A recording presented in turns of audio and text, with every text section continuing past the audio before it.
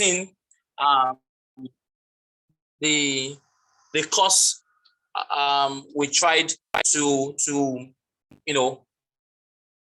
complete or to fix yesterday, but no thanks to the weather, no thanks to the network, right? So as quick as we can, I will try and again take us through this. Maybe just start this all over, right? Yes, but not a problem. Can you hear me, please? Confirm if you can hear me. Yes, we can hear you, sir. Okay.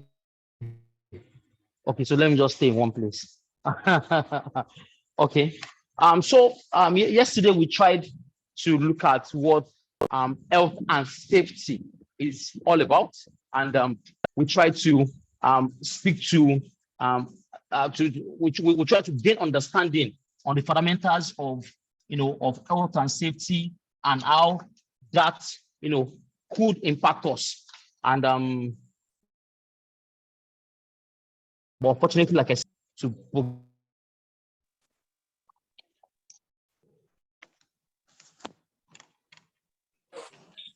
it's actually talking not just our people well-being, but also to our social well-being, and of course the ability to remain balanced, mentally. So that balance is something that is actually critical for us, and that's why in this class we'll be looking at what are those things, what we call hazards that can actually trigger a state of imbalance, and what are those things we need to do even in the workplace. How can we keep our workplace, our facility, free from accidents? I don't use the word accident now. From unwanted events, from disruption. Maybe that's the word. How can we ensure business continuity with zero or little disruption? I mean, minimal disruption to our operations. My name is Kolapo Bolade. I still remain registered with Koren, all right, and I'm also a registered. So Koren is the Council for the Regulation of Engineering in Nigeria. And like I recalled, or like I said yesterday, I've actually done some. I've actually practiced health and safety since 2009. So that will be about 13 years, 6 months now. Okay, and we've been able to deliver things across about 5 or 6 industries and different companies. 2009 to 2012, if I'm not mistaken, I was with Oando, and then in 2013 I joined Schneider. I left Schneider for CHC Helicopters, Atlantic Aviation in 2014 as country health, environment, safety and security supervisor, managing, Port Harcourt and now based in Port Harcourt for the company. Then I left to go back to FMCG, where I joined Coca-Cola and as CCLNIC, the job company, as the plant safety manager for Chalawa. So I was in charge of Chalawa health and safety management system, delivering the back-to-back audit certification, for MBC 2016 to 2018. I decided to move out of my comfort zone as an health and safety guy, as an HSC guy, into sustainability. Of course, at that time, I was already a professional member of AIMA in the UK. That's the Institute of Environmental Management and Assessment in the UK. So I decided to take the big leap, to take the risks into switching industry. I'm switching profession, and I moved into sustainability, where we started talking about the future generation being able to deliver despite our present activities. So I moved into a renewable energy company, Green Lake France, and of course we delivered for some companies including Total Energies and thereby. After that, I decided to leave to go into consulting full time, and I joined PricewaterhouseCoopers PwC Nigeria as the manager of sustainability and climate change. I joined in 2020 July. I was the only manager for some months. Then We had a second manager, the lady left, and I managed the team for over a year. Clearly, I'm delivering for government and of course for the private sector. And based on the trend, I decided to leave again and go back into the industry. I decided to leave consulting for now. I will still end up as a consultant. Basically, I'm still going to end up in the Big Four. So I decided to leave into or back into manufacturing. And as I speak, by the grace of God, I work as operations sustainability manager at Fish American Tobacco, Nigeria.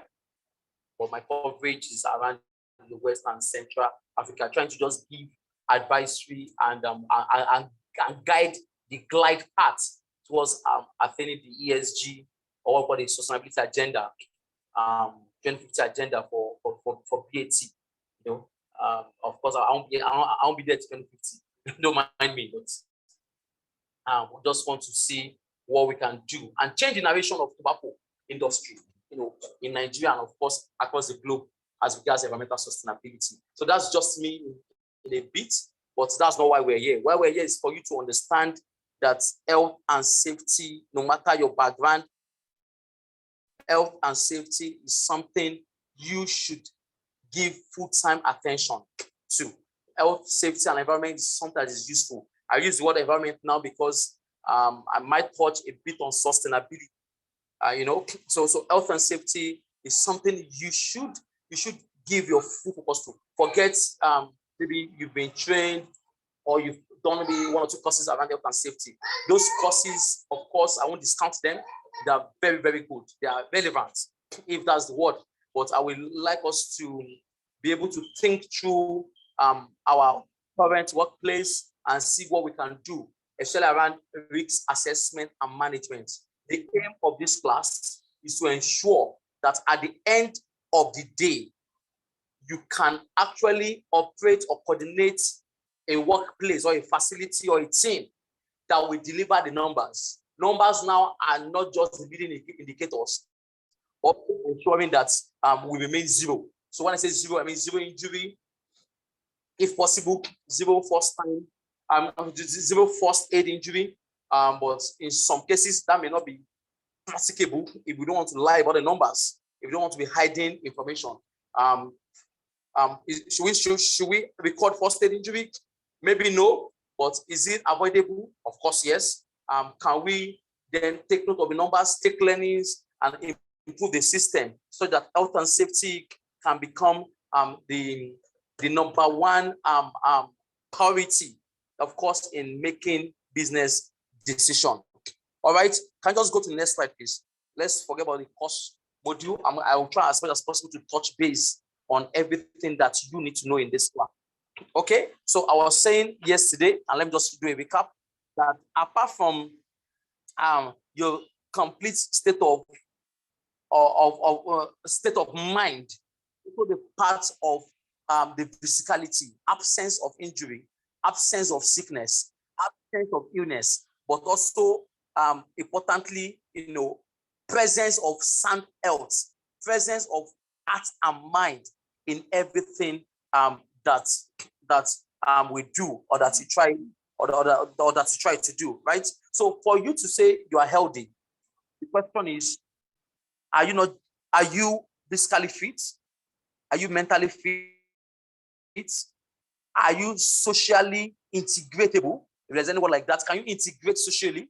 And of course, we're just emphasizing that this is not just a situation where you're not in the hospital or when you're not just using faster.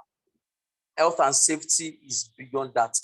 In the workplace, there are some triggers, there are some things that could happen that will not provide a conducive environment for your health and, of course, for your safety. And that, again, is something we are trying to ensure that does not happen. What do I mean? Some people, wherever they are, there is an existing, should I use the word precondition? So there's an existing situation or condition that will not allow them to be physically, socially, and mentally fit. not just for the job, but even for themselves. You've seen some people that, the aftermath of the job, then affect the way they do what they do. So some people cannot function properly, not because they can't function properly, but because this pressure at work has actually distorted their thought process. And what we're then trying to say is, in this class, we need to be able to identify the triggers. We need to then, do the right thing. So provision of ventilation in the workplace, lighting, and of course, restroom is actually key to health and safety. Let me even say this. You can Google Factory Act 2004. That's a regulation. That's a Nigerian law that has to be complied by not just the factory, but every building premises. All right. So we need to. So if you look at this section around health and safety and welfare, is without missing words, you need to provide adequate restroom, illumination, ventilation, even drinking water, that's potable water, for your staff or for your workers or for people occupying the building. So they may not be staff, they may not be your workers, but even if they are visiting, you need to provide a clean environment. You need to provide a non-slippery building surface that these people can actually work on. So we can't stand there and say, oh, because this person does not work for me, because it doesn't work for me, then I can afford to create an unsafe environment. No, it's not going to happen. If there is an accident in your facility, if somebody visits your factory, your premises, your site, your project sites, and the person trip and fall or slip and fall, if the person then dies or suffer serious injury, by law, you are liable, you are culpable, you can be charged to court, and you have to pay, I won't use the word fine. You have to compensate the family. So I think we're going to get there when we talk about the why we want to even manage health and safety. So there is the legal, where we look at the criminal or the civil around even the health and safety practice. So if it is that you didn't do the right things, or you neglected the basic lawful right things within the premises, of actually be jailed or actually fined. If it is under the civil law, then you you will be mandated by the high court to pay some form of compensation, monetary, to the victim or to the deceased. So we don't want to have that kind of situation within our facility. We don't want people to come and say, oh, there was a chemical splash on their body, and of course you need to pay the fine. We don't want people to come and say, oh, they suffered fire burns within your factory, and of course you need to settle them, quote and unquote. That's compensate them. All right. So health is not just about you being physically fit. I repeat, even the mental state, depression. We've seen jobs where people then become depressed. We say they are bipolar. In Yoruba, bipolar as someone. And so if you're a person now and you hear that somebody is I won't use the word mad. He's not yet mad, all right, but is bipolar. The person is not going to be thinking straight, right? The person is going to create a very toxic work. I've actually been there before, where I work with a boss that has that kind of condition or situation. I beg your pardon, you won't want to stay there. So we don't want a situation where the workplace has turned us into a depressed person, for crying out loud, and we then take this home, we lose our marriage, we lose even the family, we lose ourselves, just because we've come to work. What am I saying? Health and safety is more than what you think. Health itself, let's say, is wealth, but health is actually more than wealth. You may not have money, but if you have sound mind, if you have good health, I'm pretty sure you're still going to enjoy a few things of life. But even if you have all the money, and the person has been diagnosed to have cancer, which could have been a result of, the outcome of the work culture of the environment the person has actually worked. Then is becoming is going to be an issue. All right. So health, your health, the health of your co-workers, the health of your subordinates, the health of your boss, the health of your stakeholders, customers, visitors, and what have you, is important. And creating a sane workplace as facility managers will ensure that we have an LD workplace. All right. So don't take your eyes off health. We're going to be talking, even maybe digging deeper into safety part of the HSC, but be sure that health is number one. We call it health, safety, and environment. We didn't call it environment, health, and safety. No, because we know your health is even more than your wealth. Next slide, please.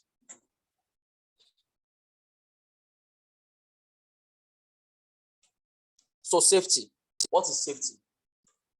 Are you safe? For you to answer yes to that question. So if I ask you, are you safe?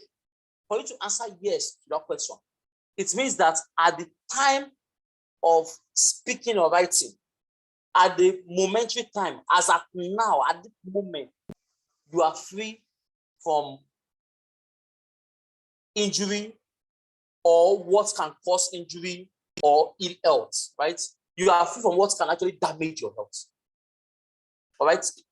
So if for you to say you are safe, for you to say, oh, there is an environment called safety in the workplace, that means that what you're saying or what you're trying to say is that things that can cause harm, things that can hurt the other person or hurt you, things that can lead to state of physical infirmity, those things are actually under control. So it is a freedom, but I repeat again, it's a momentary freedom. It's a freedom time. All right. You can actually get into your car, start the car, right, and start driving. Fasten your seatbelt, everything look good, and somebody call you. Oh, are you safe? And the answer is yes, right? You can actually get in. You get maybe to a T junction, and another vehicle carelessly ram into you, or you are distracted and you then go eat maybe the Corvette or another car. At that point, you are still in the same car. You've not stepped out of the car, right? A minute ago, you were safe. Then the next minute, it seems the safety has been taken away. What am I trying to drive at? Safety is a full-time job. Safety must be continuous. Any break in safety results in accidents. If you're not going to get anything out of this class, please go home with the fact that texting while driving and drunk driving, let me say it again, using your phone, sending SMS or text messages while driving, and being intoxicated with alcohol while driving, actually in the same group. I mean, they're in the same WhatsApp group. That kind of situation or action, that behavior is actually can be categorized together as unsafe and leading to 1 out of 2 accidents, even in the UK. So you can't be here, right, and say you don't drink, or you regulate what you drink, or you don't get intoxicated while you're driving, and then you're always should I use the word flirting with your phone, while driving, so I'm trying to catch up with the latest news, the SMS, the WhatsApp chats, and what have you. Please, it's as good as you've gone to a club, you are drunk, and you are driving home. Safety is of the Lord. I accept. horses are prepared for the days of battle. But safety, victory, getting home, getting back is of the Lord. Agreed. 100%. I've actually, like I told you, I've actually worked in the north where people keep saying, Allah Kiaye, God protect us. Where people believe that, in Kano, some people believe that if, in the factory, I'm not talking of secular Kano now, I'm even talking of people that have been employed actually within a factory. They believe that if they fall from heights, so you see guys, when I got in 2016, you see guys jumping on trucks and it's as if I'm seeing something new. All right. And the culture, the mindset was that if they fall down and die, that's how the Lord has predestined it, right?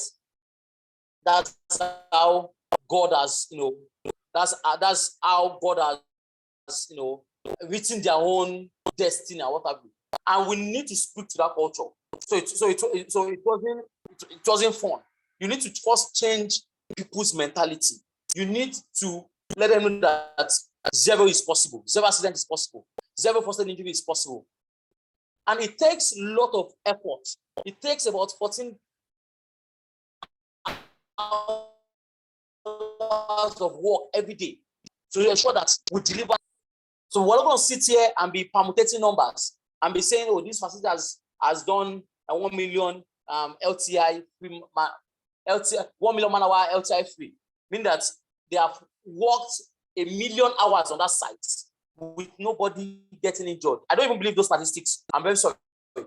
Maybe use that on your facility because maybe I didn't say this. I'm actually a lead auditor for 9001, 14001, and 12,001 bad combo, and I'm going to AWS now, Alliance for Water Stewardship. So my audit sense is so crazy that when I get into your facility, I can actually pick issues in minutes, not in hours, a minute of my arrival. So when you tell me you've done 1 million LTI, 1 million man hour LTI free, there are some indicators. There's something I should not see.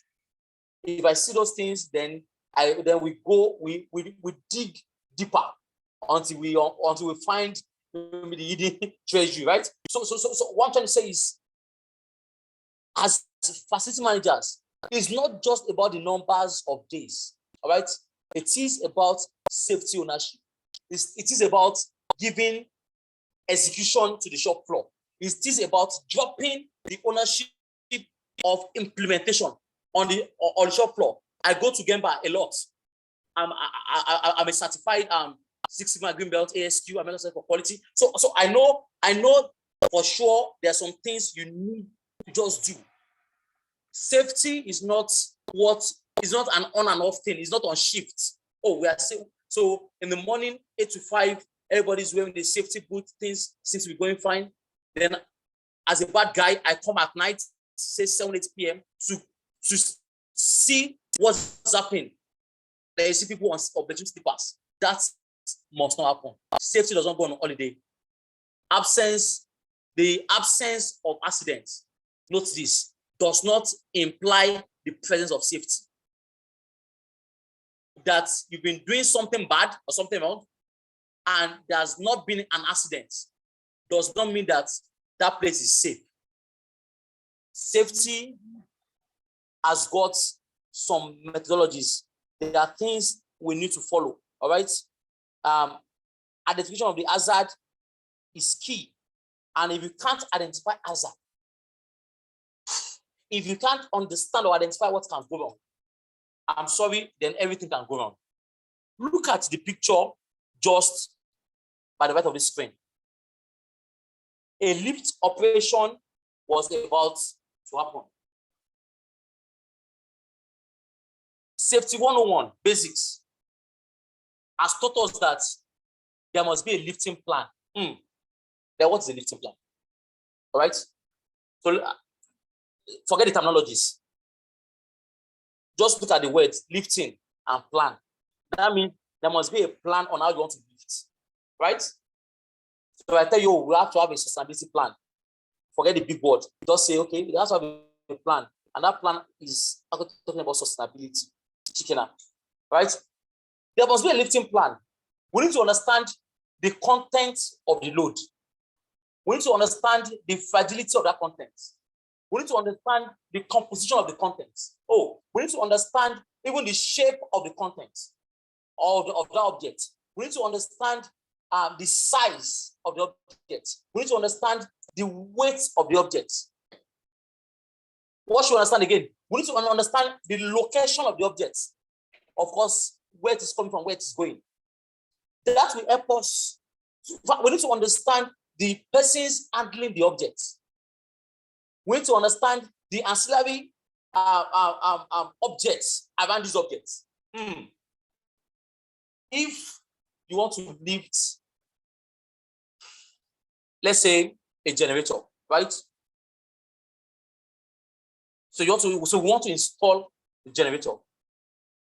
We've constructed the concrete plinths, elevated concrete plinths, so we don't have flood ingress into that generator house. Perfect. The question you now ask yourself is, where you are placing the generator, is it free from obstacles or obstructions? If yes, what are those things? See, it will be disastrous to try and, so, if you work with the telecoms infrastructure company, I mean, people that install or install the mast, whether the ATC or the IHS towers, all right? So maybe the American tower or the IHS tower or what have you. And of course, they need to power the mast, right? Some have actually gone hybrid, trying to have a blend of solar with the generator, and some are still purely on diesel gen. I want to place that gen beside the mast. It will be disastrous if there is a swing of that load and the generator then eats the mast. If we eat the mast, now it's not just about that the generator has gone bad or is not that, but you've also damaged the multi-million naira mast. So you can't, because of a lift, a 3,000 naira operation, you just go there and have to drop the load, and you damage a multi-million naira mast.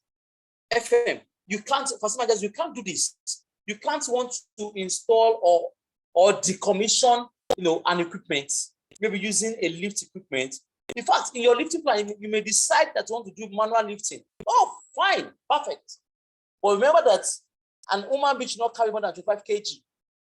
So, and even the content must not be acidic or hazardous. So how do you plan to manage this? The lift plan. There was an unsafe condition. That means an existing condition or situation that could lead to an accident. If you look at, if you zoom that picture, you could see that where the load is being hinged, where you're actually anchoring the load, is already weak, is broken. So the anchor point of the load, trying to put, the carabiner or what have you, the anchor point is weak. For some people, it will even be the chain itself. Do you know that when you know the size of your load, all right, you know the size of what you want to lift, then you need to bring a crane or an IAB that can pick 30% more of that load. What am I saying? So if you want to pick a load of, say, 2 tons, that's 2,000 kg, right? Whatever you're going to use to lift that, less than maybe 3 tons, because you need to look at the positioning. That's what I was talking about,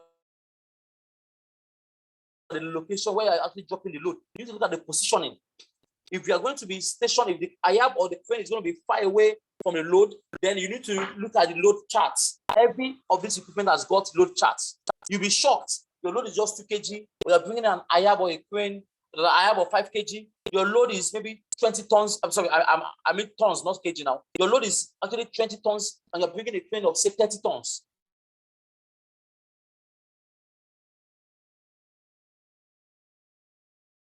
And somebody saying, no, you're wasting your money. You're not wasting your money. Chart on on the crane itself or the app that can actually read and understand what has happened or what you need to what size of equipment you need to engage, you need to get, to manage that lift. Now, on the other hand, there are two guys wearing reflective jackets, right? And they decide to walk under that load. Rule number one, don't stand under suspended load. So when anything, not just even in your house, you can't sleep under the ceiling fan. How? Why should you? In fact, if you are here and you've got ceiling fan in your bedroom, I'm sorry, I'm just recommending, please sit down. Because you can't be asleep and unable to defend yourself. Then suddenly there is a fall. I don't know, maybe there is a loose anchor joint, or there is or even the fan can actually lose work, meaning that it can actually, maybe some knots can actually just lose. Of course, most of us don't even inspect these things. It's a one-off installation. So please, you can't afford to have this. I don't say maybe your child's bedroom, no, or your children's bedroom. No, your life is also important, please. You don't need ceiling fan in the bedroom. No. For what reason? Because these things can actually walk loose. And rule number one is never stand, sleep, or sit, or even walk under suspended load. Life-saving rules. Life-saving. But these two guys decided to take that risk, decided to ignore that warning, decided to forget. Let's assume that they are not trained, they were not trained. Forget their safety boot or whatever you feel they are wearing. All right. So that's an unsafe behavior. In the top picture, the load actually fell, but luckily it didn't fall on them. That's why I said absence of accidents does not depict presence of safety. Because this has happened, most of us will just say, thank God, though. Some of us will even go and testify in church or among our peers, right? And that's it. In health and safety, that is not it. In health and safety, it is not okay. When there is that fall, when there is that near miss, what near miss? That means, and the near miss means that an unwanted event has actually happened, but no one was hurt. In some cases, the asset was not even damaged. So it was just a noticeable or recordable event. We can say, oh, this happened. You didn't engage your handbrake, you were absent-minded, you were actually in traffic, and you're not matching the brake pad correctly or the brake correctly. The vehicle can actually do a small roll up and maybe hit another vehicle, or you're even lucky there's no vehicle in front of you. That is not still okay. We need to ask ourselves what went wrong. All right. So the question is, what went wrong? And this object fell in front of them, and these guys did not even seek to know why did it happen.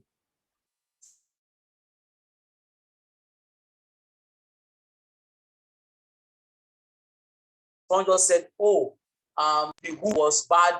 I would say, okay, guys, let's change it. We can't change it, sir, because it is not okay. We need to understand why it happened. And if you understand why it happened, you can then put a process or a system in place.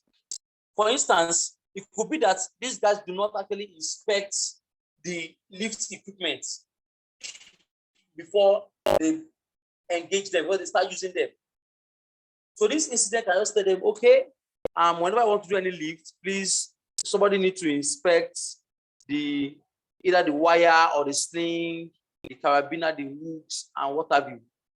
And if that's the case, or someone can even, you can even say, oh, we need to be sure that the lift equipment and accessories, right, are rated for this job. So you want to lift a 20-ton load. All your lifting accessories must also be over 20 tons in terms of rating. All right. So it is key that we then have a checklist to inspect this. If that is done, then there is higher tendency that the likelihood of having this repeat issue will be low. But honestly, we'll just move on. And these guys like to move on. And on another day, the load fell and crushed them. And we were able to pack their bodies into the body bag. Right? We can't even give them the 15 burial because we can't even, properly. So there's a mix of the corpse. We can't even properly separate the two guys because the load smashed both of them, smashed their body on the floor, and shovel and black nylon was used to pack their body. What am I trying to say? An hazard is anything that can cause harm, is a source of danger. It can be an unsafe act, like these guys working under the load. It can be an unsafe condition, like a defective lift object or defective lift upon. But then what is it? Lift is not the same thing as hazard. I said hazard is a source of danger. Hazard is are those things that can cause harm. But risk is the likelihood of the hazard manifesting, becoming a consequence. As facility manager, or as a facility manager, your job is then to be able to ensure that this thing that can cause harm, which is the hazard, and the likelihood of that thing causing harm, which is the risk, have to be properly managed or mitigated. So we need to say, okay, there is on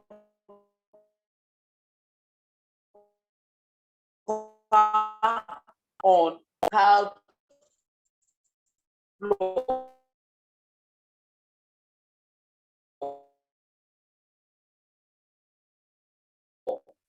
The water is an hazard. Why? Under surface, thereby increasing, so it has become like a lubricant, thereby increasing the chance of anyone that step on it to fall. That water being on the floor is the hazard. Likelihood of somebody falling if the person step on it is the risk. Then what is your job? What is my job? It's not the job of the safety guy. So you want to leave that and go and call a safety guy or go to the reporting booth and just type water on the floor, location, reception, time, 2 p.m., date, today, submit. Yes, we need that information, all right? So that we can trend analysis for us to know what are those things that are actually happening in this place. We also have an idea proactively now. Now, no hazard has not happened. But what you have done is you have been able to help identify hazard and proactively tell us that, oh, in 1 week, we had issues around water spillage on the floor, whether from rainfall or from the tap or pipe or from the cleaners trying to mop the floor or whatever the source, or even from our spilled teacup. All right. So if we have that information, what we then do as a specialist department, health and safety, is to then create awareness around water spillage. When we talk about what it is, what danger it is actually bringing to us, and what we can do to reduce it or to eliminate it. But you, as the first responder, or the person that sees it first, apart from reporting, must follow up to ensure that this issue is closed. Health and safety is everybody's business, but also nobody's business if we're not careful. In my village, they will tell us that everybody's goats die of hunger. So if there is a particular goat and there is no ownership, it belongs to everybody. All right? Nobody seems to then give it attention because everybody assumes, oh, it has been fed. Oh, it is the goat. The goat will always be okay.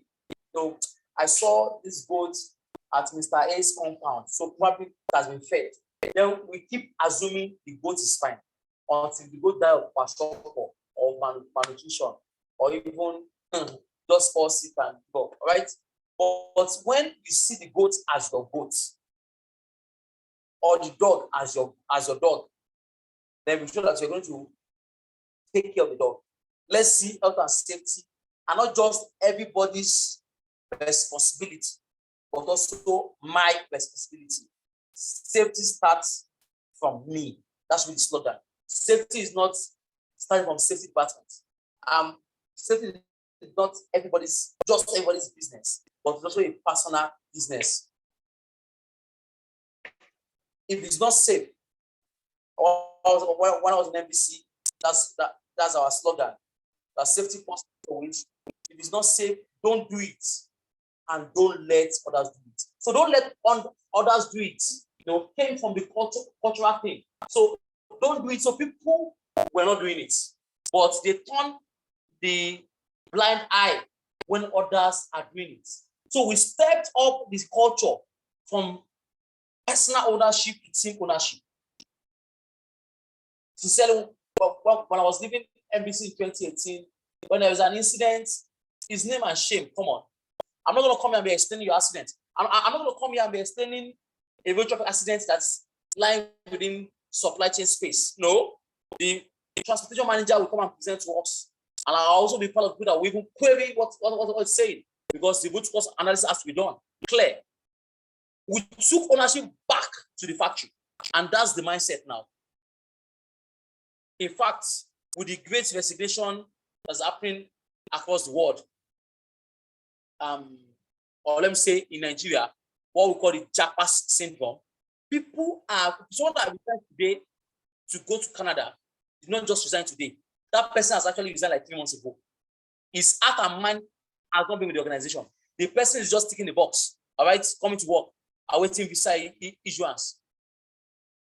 So you can't then say the safety is now in that person's hand without watching his back. Because at the end of the day, not just about the numbers, but about the troubles that the person or persons are going to cause the organization. Let's forget about the profit sharing in December, all right, or bonus. If there's a fatality, everybody's bonus is in the bin, is in the dustbin. There's a fatality, nobody's collecting bonus. Let's call it spade a spade. So not just for personal reasons, but also for organization or the organization benefits. Safety has to be, taken serious. Next slide, please.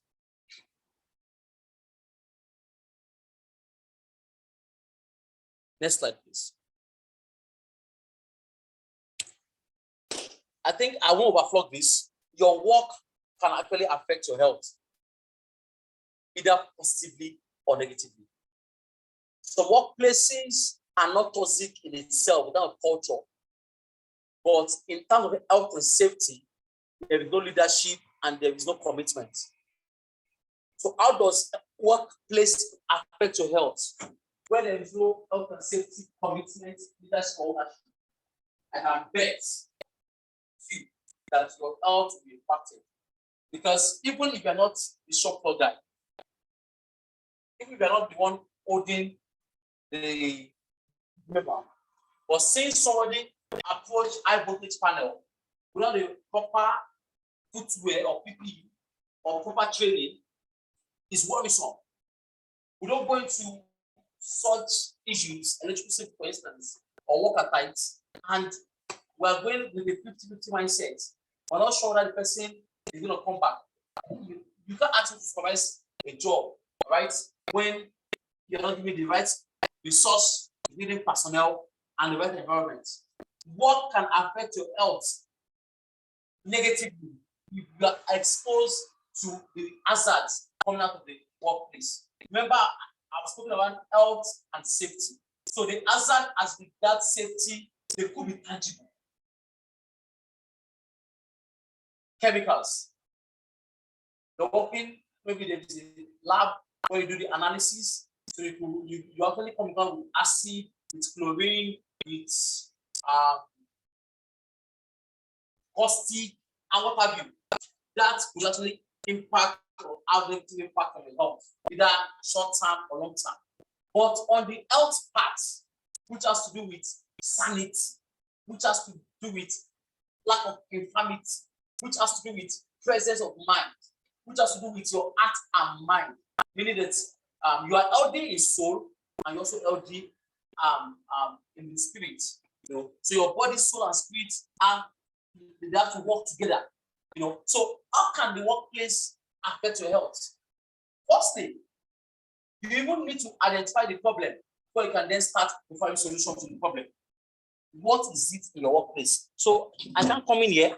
I'm speaking to about 29 people and then try to tell you how the work is affecting your individual health, because you guys work in different organizations. You have different background. You've got different training, different experience. All right. But be sure that you understand your environment. You try and see what's happening around you and try and see how you can identify what is wrong, then offer solution to reduce the likelihood of that thing going wrong or that's wrong happening, or you reduce the impact. Let me give you this for free. If it's around your mental health, maybe your boss is your hazard, your source of danger. All right, whether it's behavior or action, you need to then first identify that, okay, where the problem starts from. Then how do you manage this problem?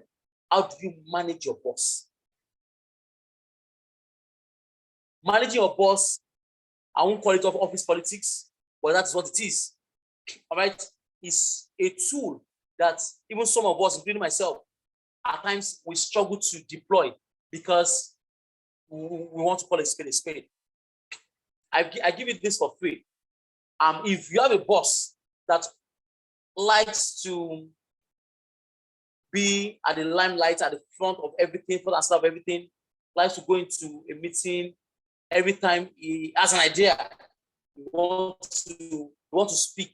Can you just please once in a while find an excuse why you can't be at that meeting? Some of us don't even know how to hide our feelings. When somebody is saying something that is wrong, and we go, oh, what this person is saying is not correct. Maybe by training. I'm an engineer by training. Maybe that, like for me, I have that problem. So I know that this 1 + 1 is 2. That is the mark. And somebody's telling me 1 + 1 is 1. Then I'll start asking questions, boss, are you dividing? Because it's only 1 divided by 1 that can be 1, not 1 + 1. I don't know if you understand what I'm saying. But at times, I just try to genuinely make myself unavailable, find an excuse. I won't be late for the meeting if I want to attend. No, being late is not professional. But you can always find a way to avoid that conflict. Some of us are not as slickers, pardon my F word. We don't want to just be saying yes sir, yes ma, yes sir all the time. But to manage toxic environments, you need to define. You need to define what works for you and try and get a means or find a means to work around that. Your health is important. All right. So when you have hazards in the workplace that can impact your health physically, mentally, or socially, you need to first identify what the problem is, then tackle the source. Some may be capital intensive, some does not cost you a dime. like what I said now, your boss maybe like presenting, even though he's not the one that did the work, he likes taking the credits. Please give it to him. Give the credit to him. Let him just do that. While you try to just sort yourself out. But when you try to let people know that you are the one that have done that job, you have violated the rule number 1, 14 laws of power. The very first law of power says that don't outshine your master. No. You will dead on arrival, you outshine your master. I've got some masters that clearly I know more than my master. Clearly. But what do I try to do? I try to first establish so people know that, okay, I know this thing. Then I withdraw. So it's no longer a function of competence or capability. I've got masters that, apologies, they don't even understand what we're doing. But excuse me, the person is the director. So what do I need to do? So all I need to do, or what I did was my first maybe 3-4 months in that organization, I tried to establish the fact that the prof is in the building, right? Then I withdrew to allow him to take all the shine and all the glory. But people that matters know that if they need the right information, they need to come to this guy. All right? Because you have established that fact. I left an organization and they think some guys are still referring jobs to me. Not because I'm good, no. It's just the grace of God, right? But you've been able to establish that, yes, you know your onions, but you allow your master to take the shine. Identifying the problem. Next slide, please.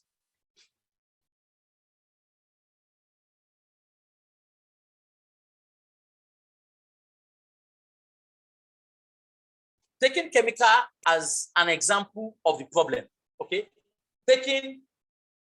Working with chemicals as a case study. We then identify that, these chemicals or hazardous substances can actually get into your body through 4 means or routes.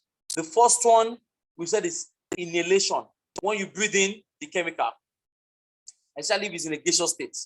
The second one is absorption. When you absorb the chemical after it has touched your skin, or your skin is the largest organ of the body, right? So if the chemical pour on your skin, then it is assimilated by the blood vessels and it goes straight into your body system, the bloodstream. Of course, that can then get transported, through the veins, across the body and through the arteries back into your heart, right? And of course, they get into your brain. And before you know, the hazardous substance, which is the chemical, is all over your body. Absorption is absorbed into your body to the skin. All right. The third one we said is ingestion. When you hit the chemical, I'm not talking about committing suicide now. I'm taking sniper, but that's a way. Sniper is a chemical, right? And one of the ways to get into the body can be by ingestion. When you ingest, you eat that thing, right? But please, no matter how bad the country is, nobody should take sniper, right? Nobody should taste any chemical. It's never an option, right? So the pains you're trying to hide away from, you're actually trying to just transition. You're trying to pass those pains to other people, right? So please, why we're here is to ensure that our health and safety is understood and we take ownership. If we're not done that before, at least from today, we take ownership of our own health, of the health of others close to us, and of course, of the safety of people around us and ourselves. Then we can move to the promised land together. So ingestion. Some of us ingest chemical unknowingly. So we walk around, we touch things, we touch surfaces, we even work with chemical, and we then try to open the sweet wrap or eat out of the meat pie or something, and unknowingly we have this ingested, we transport these chemicals into our body. Thanks to COVID-19, COVID-19 reminded us that washing of hands is doable.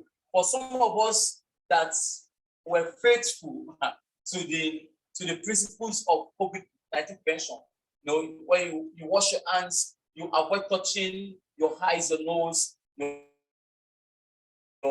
mouth, all right? You sanitize, you know, you wear your nose masks, you keep the social distance, you know, and you avoid crowded places. So if you are still doing that, kudos, right?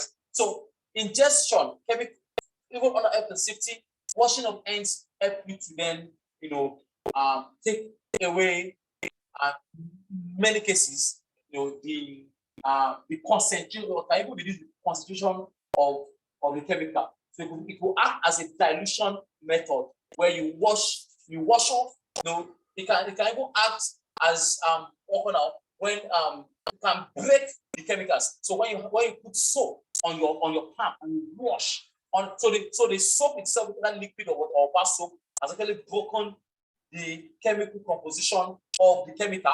Yes, because there is already an interaction, and of course, washing up under the tap has then reduced the concentration. So soap and water is going to help with concentration reduction, which is what we call dilution, the breaking of the chemical bond, you know, of the chemical. So please, washing of hands is key, not just for COVID-19, but to prevent unintended, you know, unintended injection of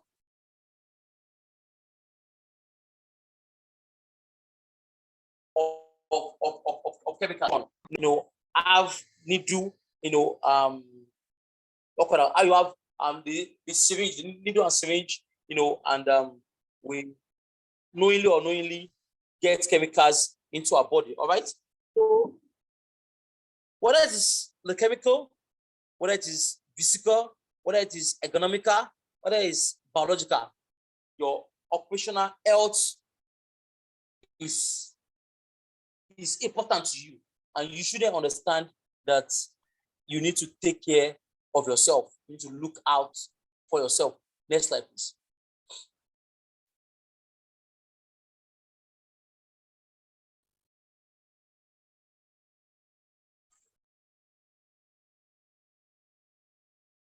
Okay, so you can read this at home, looking at the reaction of your body to harmful substances, whether it's via irritation,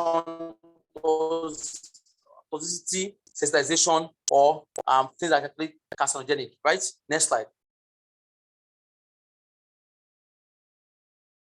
Yeah, so I think I've explained this, that everyone is actually involved in health and safety at work. Well, I think yesterday I brought up the matrix of the influence and interest for stakeholder analysis here. If you're here yesterday, I think you're able to get that. So congrats to you. All right. But let me just recap that for your stakeholders, you need to have a stakeholder map or a stakeholder list where you identify the influence of power or impact that stakeholder will have on your set goals or organizational objective, and the level of interest of that stakeholder on the outcome of your business. So you then look at it from the low, medium, high perspective. So qualitative analysis, I beg your pardon. Qualitative analysis, you can then do the low, medium, and high. So for instance, you are in Lagos and you are managing, maybe an architect, and you're managing a building construction project, right? So if you ask me, the Lagos State Building Control Agency Authority, and of course the Ministry of Urban and School Development, these guys, even Ministry of Environment, these guys will be heavy. There will be heavy stakeholders, even at this stage of development of that infrastructure of building. Then they are actually your very important stakeholders. So the influence of the Building Control Agency over what you're doing, or the Ministry of Lands or Urban urban development and physical planning, their influence or their authority or their level of impact can actually be high. All right, because again, they're also the regulators. They can decide to say stop work and you don't have an option to stop work. Then their level of interest, depending on the stage of your building construction. So if it's that the building has been fully constructed, you got the right permit and everything, then maybe their interest will be low, even though their influence is actually high. Then you just have what we call the medium rating, for the stakeholder matrix. But at the incipient stage where you're still trying to, build this building or control the building, you show that their interest is high, especially with the fact that even a commissioner has to take a bow of the building collapse in Lagos. All right. So be sure that the interest is high, their impact is high. They can actually stop work and shut you down, and investments can actually go down the drain. You've gone, your company owners have actually gone to a bank or to an investor, they've gotten this large sum of money, and fortunately or unfortunately, we can't even identify our stakeholders.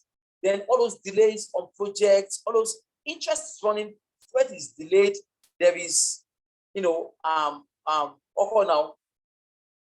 some glitches or something around the work plan. So it doesn't add up. All right. So not just for green buildings or green projects, but also for brown projects, existing facilities. We need to understand who our stakeholders are, what's their level of impact or what we call influence, and what's their level of interest. Then do a qualitative risk mapping to say, okay, is this level, is it low, medium, or high? Whatever it is, then have to come up with a strategy. And yesterday I mentioned 5 strategies or what we call categorization for these stakeholders. That we're saying, okay, these stakeholders, you need to keep them informed. So I'm not even going with the RACI matrix now. No, that's for your internal organizational management. But for stakeholder management, we're looking at information. You want to keep them informed. You want to consult them. You want to involve them. You want to partner with them. You want to reciprocate what they're doing. Those 5 ways. And whatever you have agreed on how to manage them, then you can then come with the responsibility matrix, the responsibility assignment matrix, where you look at who is responsible, who is accountable, who is going to give the support, who should you support, and who should you inform. All right? But there are different things that you need to actually understand around the health and safety at work, and of course, around your stakeholder identification. Identify them. How do you identify them?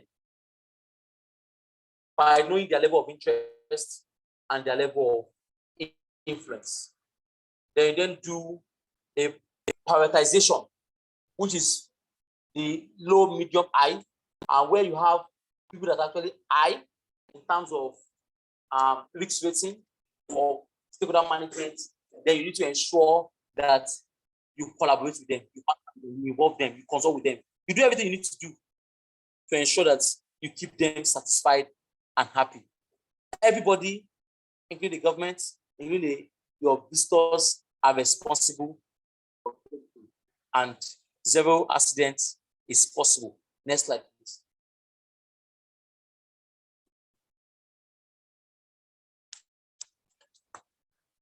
We've been talking about hazard.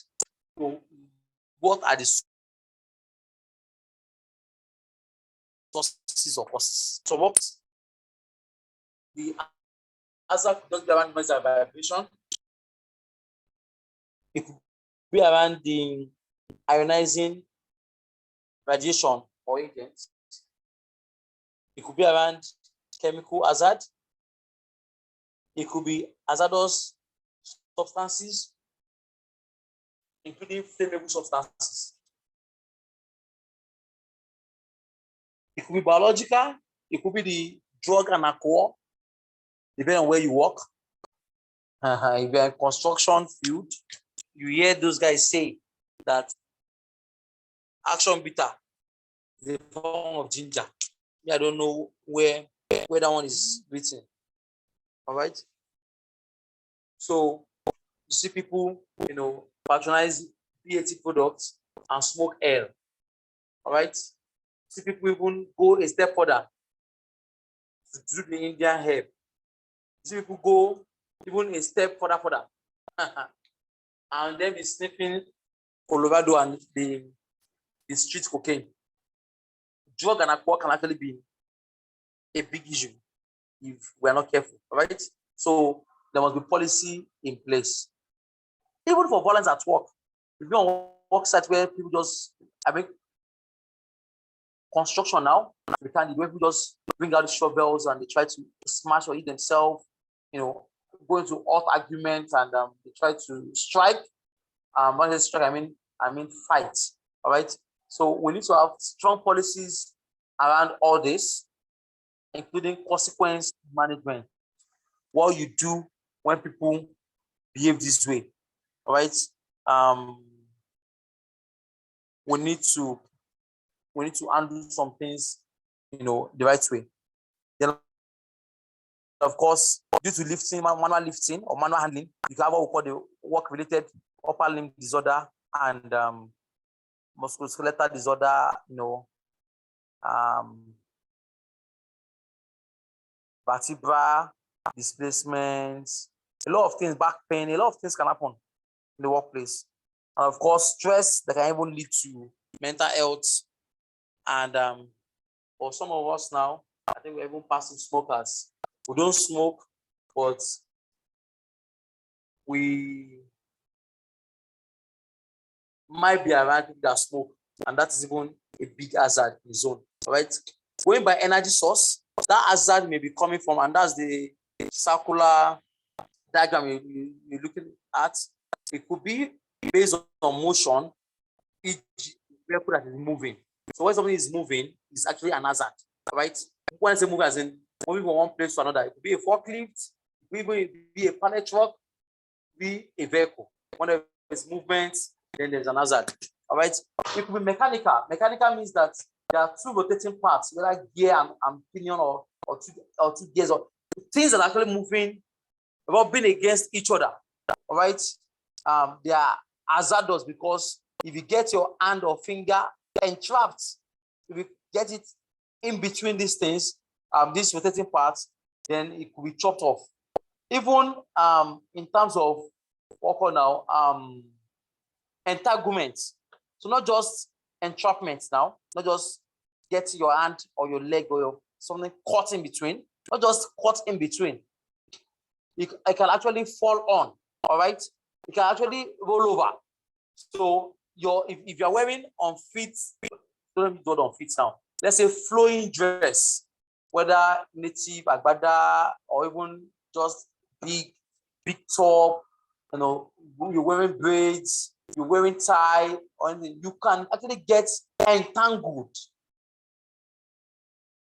with a rotating part of the machine. And if you're not careful, sir, that could be the end of the journey, Same thing with electrical. The other time I was trying to talk about high voltage. I can tell you for free that even low voltage, your socket can kill. That your socket at home, that your 13-amp socket. Yeah, yes, that same one that you plug your phone. That socket can actually kill. All right. So it's not just about the absence of current, but also the presence of voltage, vice versa. If you want to know whether something is energized, please don't use the tester. Your tester is just trying to detect the presence of current. All right. Yes, it is key for you to have voltage. I think in physics, when we even got into the university, it said V equals I times R. So voltage equals current times resistance, if I'm not mistaken. Yes. So the amount of current is dependent on the resistance. So I, which is the current, equals V over R, voltage over resistance. So the amount of current that your tester will detect depends on the amount of resistance that is in the system. So even if there is spread of voltage and the resistance is so high, you can see nothing is flowing. Imagine a pipe, a water pipe, right? And the water wants to flow through. The pressure of water that is passing through will determine the force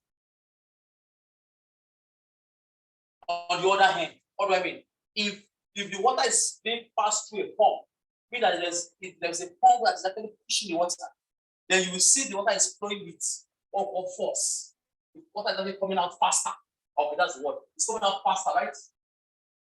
But if you pour water in the same pipe, no pump now, even though it's not coming out faster, it doesn't mean that there's no water in the pipe. Here it is. Voltage can be present, even without a tester detecting it.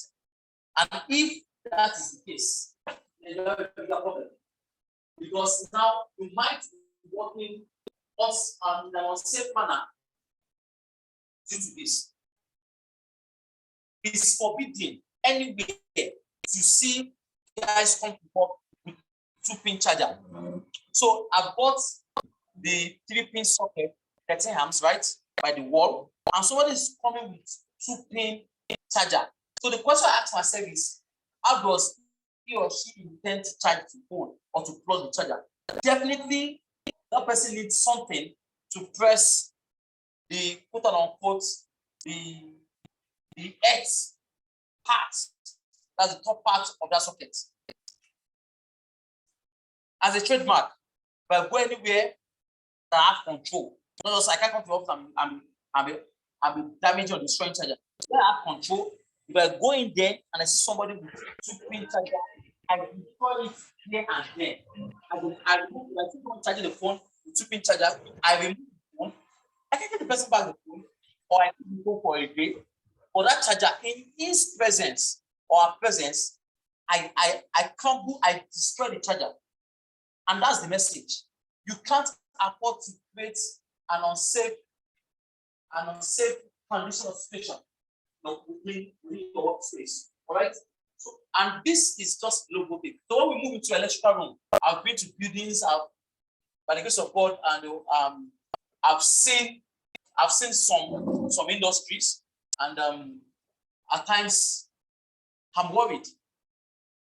I was conducting JCI hospital audits just before COVID, 2019. November, December, I've forgotten, all the biggest hospitals in Lagos.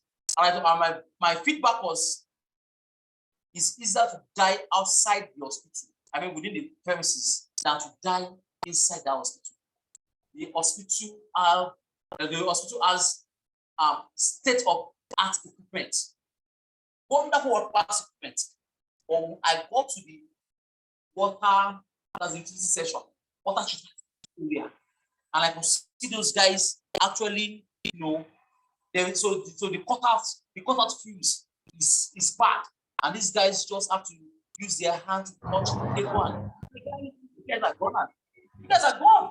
So the water that is coming from this place, but the electrical panel controlling the pumps and even the other cooling process is not in good condition. So how do we explain this?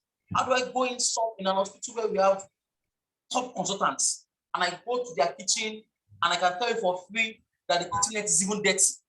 How do we marry this? How would somebody come and be treating poison, whereas even the kitchen where the food is coming from is already poisoned?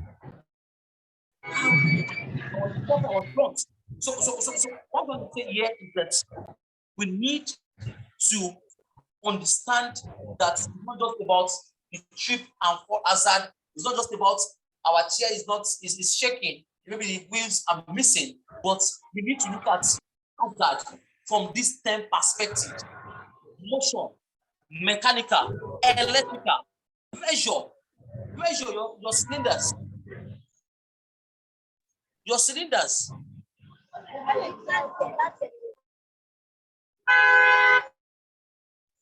What are we doing around around that. You can actually see people, even for us, some of us see the LPG, the cooking gas in our kitchen. You can't just do that. I have a living witness. I have somebody in my current office, a BAT, that suffered some form of burns, not because the cylinder is even in his kitchen, but there was even leakage that it didn't perceive. The gas leakage. So we can't just allow this to happen. All right, we need to take charge. Your cylinders must be standing upright, must be changed, and must be outside the building in the facility. Temperature, the regulation of the hotness or coldness of a space is in our hands. A space cannot be too cold or too hot. It's not going to be conducive for the occupants. The chemical, I think, don't let me overflow chemicals, biological. So we need to do all the pest controls, integrated pest management system. I'm not a fan of fumigation, very complex. But in many cases, we need to do it, right? Because you fumigate, you have the release in the air. But some of us, we fumigate and can't allow the workforce to stay away from work. So we work Monday to Saturday, right?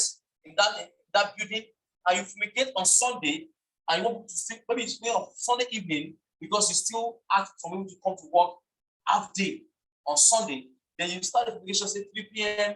and by 7 a.m. on Monday morning, that space is also occupied without allowing for good ventilation of the space. All right, that then falls back into chemical hazard. You have a fumigation for you to control the pests, but you solve the problem and created yet another problem. And that's what we're talking about. We need to think through all this. Integrated pest control, how do you even manage your rodents, your pests biologically? So you can't have stagnant water. Your drainage is not clean. That's your water. Your drainage is not clean. You have some open water bodies where mosquito larvae can actually grow. And you are here treating malaria, fumigating. Me, I don't understand. Why don't you first solve the problem of flowing drainage? Then we try to then implement fumigation. Why don't you keep our environment clean? Why don't you have the waste bins away from the building and covered? Why don't you have those GP waste and have them covered? Why don't you provide enough waste bins for people to actually dump the waste? Maybe your cleaner and have it covered. Why don't you have the rodent gum catchers? Why don't you have the rodent baits in the facility? Why don't we just ensure that maybe we have even mosquito nets if possible? Yes, even if you're using the aluminum window, the fancy ones, we can still have the movable nets in place. There are a lot of things we can do beyond just hearing a set type of people and spraying everywhere and be creating another hazard because we want to resolve an hazard. All right? Radiation, explore to X-ray. Please, if you work in an hospital, if you don't have any job doing in the X-ray room, don't go there. Because you don't even have the X-ray open now. PPE. There is a particular clothing that you can actually wear that help to protect you, from the X-ray sound, and of course that's noise, and of course gravity.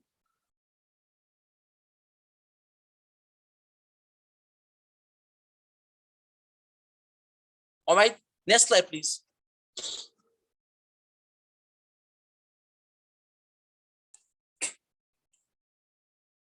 So an accident, is something that we don't want. It's something we didn't plan. That can actually cause injury, damage, or loss. And these accidents are actually caused. They don't just happen. So if you look at the bird triangle, all right,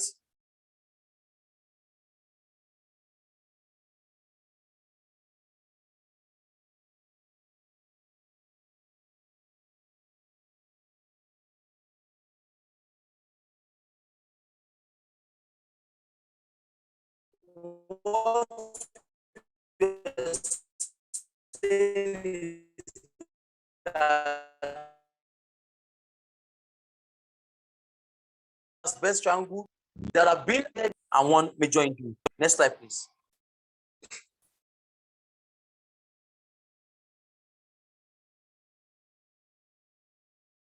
I've mentioned this, but let me just reiterate that we want to prevent accidents because one, in fact, these are the 3 reasons globally why accident needs to be prevented, why we need to inculcate the health and safety culture. All right. First one is the moral reason, the duty of care. You want to be seen as a company that is responsible and that does not kill people. Second is the financial implication. There's the direct and indirect cost of accidents. So you want to ensure that you don't go outside your budget because you need to replace the injured person, or you need to compensate, or you need to pay medical bills for the injured person. And the third reason is the legal reason, which can be criminal or civil. Criminal because you have broken the law of the land. Civil because you employ that person and you need to be responsible for the person.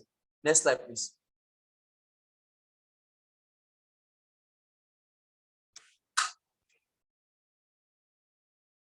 So the causes, I think we mentioned this, it can be an unsafe act being behavior, or an unsafe condition being the existing situation within the company. And these things can actually have what we call the underlying factors. That means things that have been existing, that we need to take care of or take it off, which could be failure to control an activity or operation, which could be operational factors. It could even be something. What is operational factor now? It could be the way even the machine was designed. It could be the way even the workplace, the layout of the workplace is in terms of positioning of the equipment.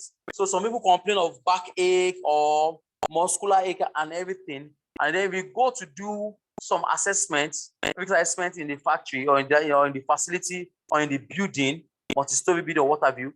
You then realize that the person has to carry out multiple monotonous movements. He has to go pick something 1,000 times. He has to lift something 1,000,000 times. When I say 1,000,000, I'm just trying to say a lot of times, on the same day, just because of the way the machines or the workplace has. Some of us, it's not as simple as even a printer. Somebody prints a lot, then he has to go to the second floor or to the first floor to get the printed document. Of course, at the point there will be muscular aches, which is just due to repetitive movement, across a particular work spectrum. Again, environmental factor, human factor, and organizational factor. Environmental factor being, the illumination, the ventilation, the quality of the air quality in the workspace. Human factor, including the suitability of the person to do that job, the training, the skill level, and what have you. And of course, the organizational factors, which even has to do with the SOP and the rest. Next slide, please.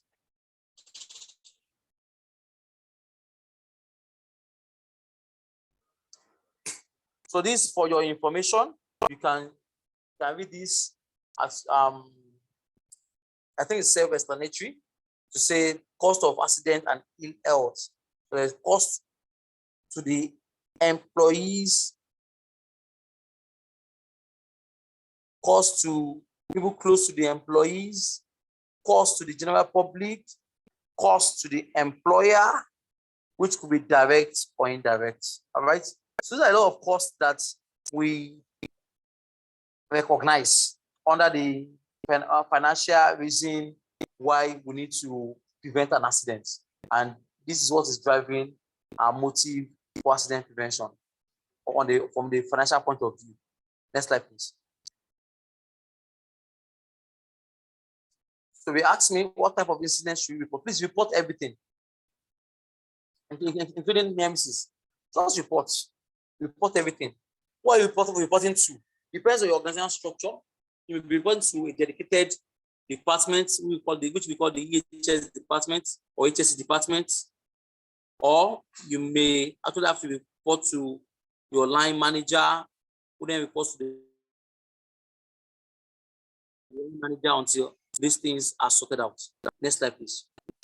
How to report an incident depends on your company. So, like I just said now, even what you do and how you do your things. Why do you want to investigate the accident? One, you need to know that accident investigation is not a punitive process. We're not going to investigate accident because we want to punish someone or we want to catch someone. No. We investigate accident to prevent a reoccurrence, to prevent that accident from happening again. All right. So you want to get the facts, you want to know why it happened, which is the root cause, you want to prevent a reoccurrence. Then, most importantly, you want to share lessons. You want to let other people know that, okay, this has happened, and this is what happened. And again, these are the things you have done to prevent the same issue from happening again. So then you cascade, they all call the lesson cascade. You cascade, you distribute or communicate the actions. You can actually then even print and paste in areas where people spend some good time, maybe the restroom, or even on the shop floor. So people to just be able to read and understand that, yes, this happened, this is what the company has done, this is what we are asking you as a safety champion, who you are, to do to ensure that this accident does not repeat itself. Next slide, please.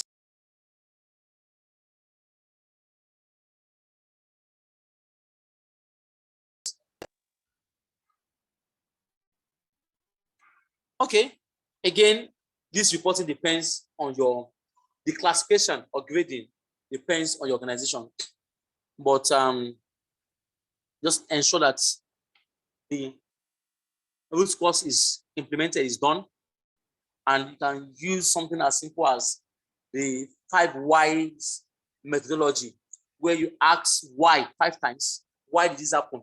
I was late. Okay, so so if I beat the traffic light, for instance, now, and I got caught, by last man. So the question is, so the incident now is HSC manager was arrested by last man, or CEO was arrested by last man this morning, or CEO's vehicle was arrested by last man this morning. It doesn't need to be a CEO. It could just be anybody, any of us, right? Then the question will be why? Why was your vehicle impounded, or why were you arrested? I was driving against traffic. That's a serious offense in Lagos. Okay, or I beat the traffic lights. And when they ask you why, most of us, our excuse is that, oh, there was traffic, or I was in a haste, I was in a hurry. Please, that's what is in a haste or in a hurry is not the reason why he or she beat the traffic. It's not the reason why he or she followed the drove against traffic. That's one way. All right. So why did you drive against traffic, or why did you follow one way, or why did you beat the traffic lights? You said you are in a haste. So why were you in a haste? Because I was running late for a meeting. So why were you running late for a meeting? Because I left home late. So why did you leave that location late?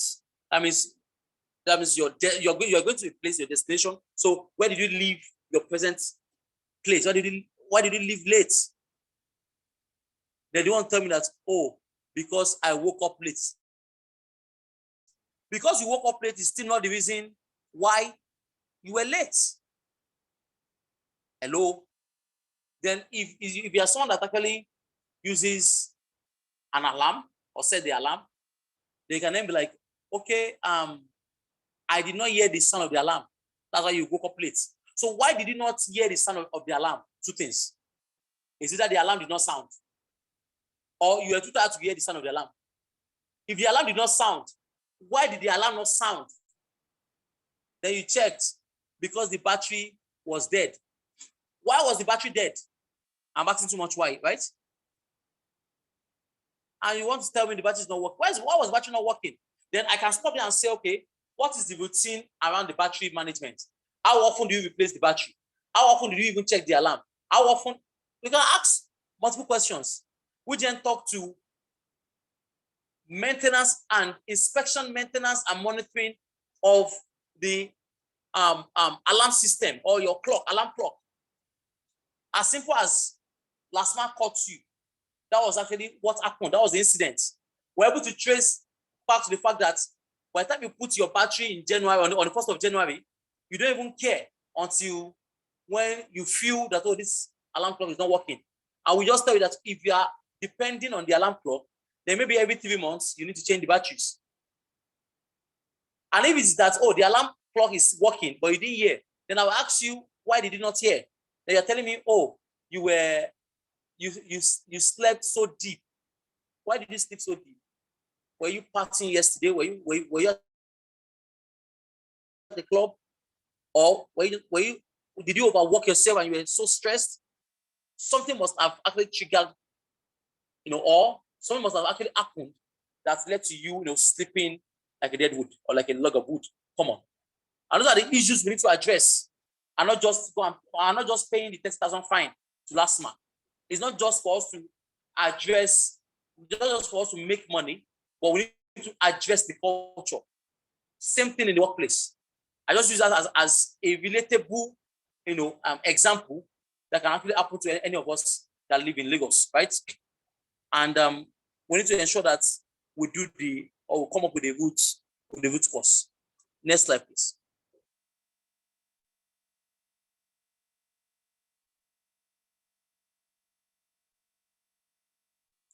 Okay, your risk management process. This is actually key because you can't have identified the problem. We've spoken around this identification, for over the last maybe 1 hour. You need to also assess what the risk is. You need to be able to control this risk, and of course, you need to check whether your controls are working. If they are working, you repeat. If they need to be adjusted, then you also adjust and you reuse. Next slide. So risk management process is the process for you to identify, assess, of course, implement controls and review the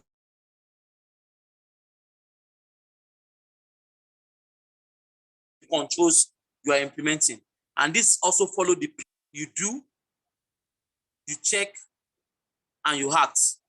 You design for safety, you operate safely, you sustain what is helping you to operate safely, and you improve or reinforce those measures around safe work. What we say there is that you identify and create safety barriers. That's the planning. You work within the design envelope, so you don't overspeed, you don't do what you're not supposed to do. Then you inspect, maintain, test, and even check via audit what you've been doing for it to be sustainable, and whatever improvements that you think you put in, please just do that. Next slide.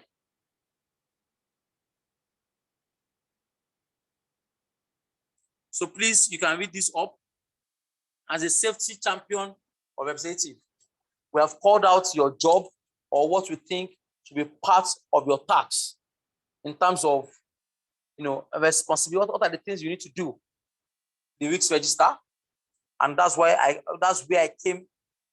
I came about this stakeholder analysis. So when you know your stakeholders, then you know the risks that these stakeholders can actually pose, to your facility, e.g. contractor. So even for your facility, what is it, contractors again? You can still go into the subsections, or you break it down to say what type or what kind of contractor. You look at your legal register, then the safety case, which is more or less the hazard and effects. So the risk assessment that you have done, for the job, and of course, the acceptability of level of safety for these risks. And of course, you need to manage all the suggestions that you have in terms of improving the health and safety risks within the facility. Next slide, please.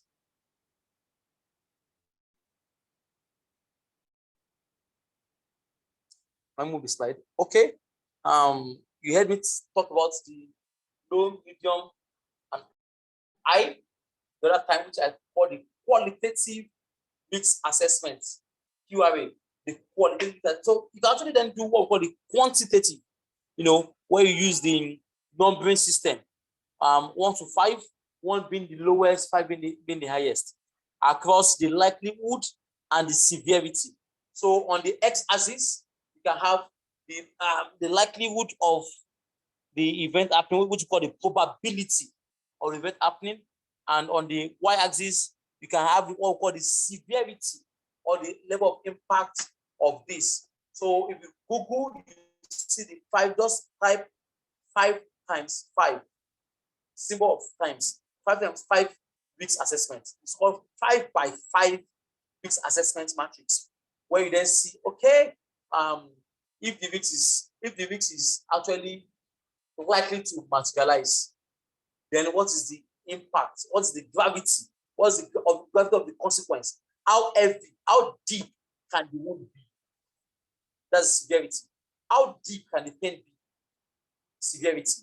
How likely can this happen? So you're asking yourself, what can go wrong? How likely can this go wrong? How seriously can this go wrong?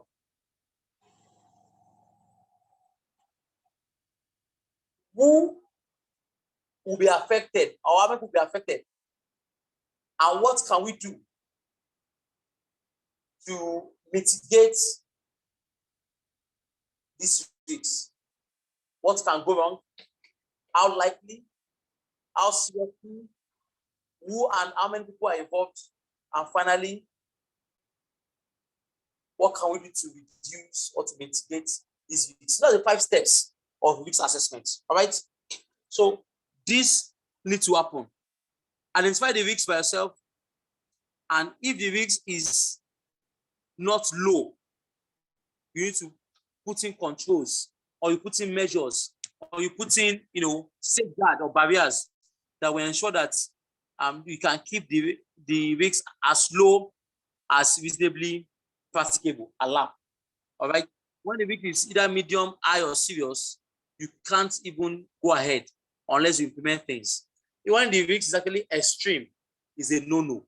Tell me that you want to fly into Zamfara or even Maiduguri, and you don't have a mission.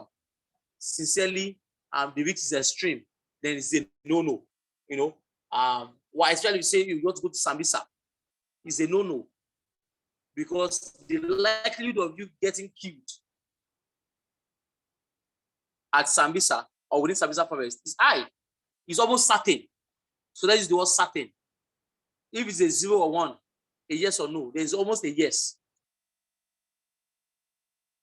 If you drive along some road in the north, not even at night, even during the day, Abuja to Kaduna, the likelihood some months back, the likelihood of you being kidnapped is almost certain. So if you don't have a business in Kaduna or in Kano,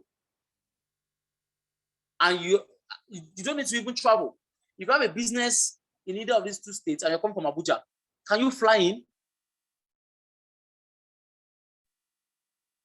We can't be talking about train again. Can you fly? If you can't fly, the activity you want to go and do in Kaduna, must you go? What are the questions you keep asking yourself?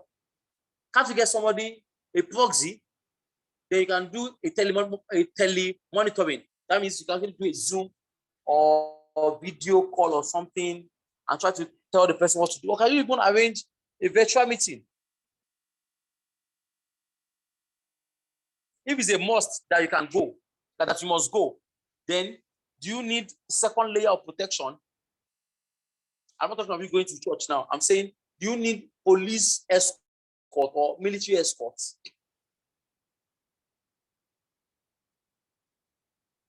So by the time you ask yourself some of these questions, then you'll be able to identify, okay, so this week's line manager or general manager's trip to Kaduna by road from Abuja, can we do a risk assessment? How likely is it that the convoy or the vehicle will be attacked? It's likely, maybe a 3 or a 4.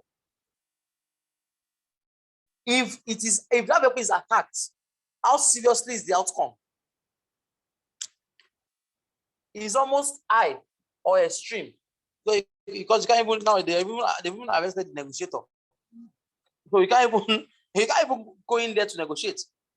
If you want to negotiate, then you're talking of 100 million naira or thereabouts. So the consequence is maybe a 4 or a 5. All right. So even we say because it's a 4 and the likelihood is a 3 or 4, just on this same table, just trace 4 on the left hand side, then move it inward under 3 or 4. Then you see that you are under either it's a serious issue or an high issue. So the serious risks or high risks. Are we there? Can you? That table, I don't know, please, can you bring back the table? If you look on the left-hand side, which is the y-axis, you see that you could see, okay, the table has number 1 to 5. Just go to 4. Then move horizontally to the right-hand side and go to 3 or 4. Then you see that the risks of traveling from Abuja to Kaduna is serious or high. Serious or high. All right. So because you've seen this as being serious and or high, then you need to then put in measures. That means don't go. It's a red. So what are those things that you need to do to ensure that this risk is reduced? Next slide, please.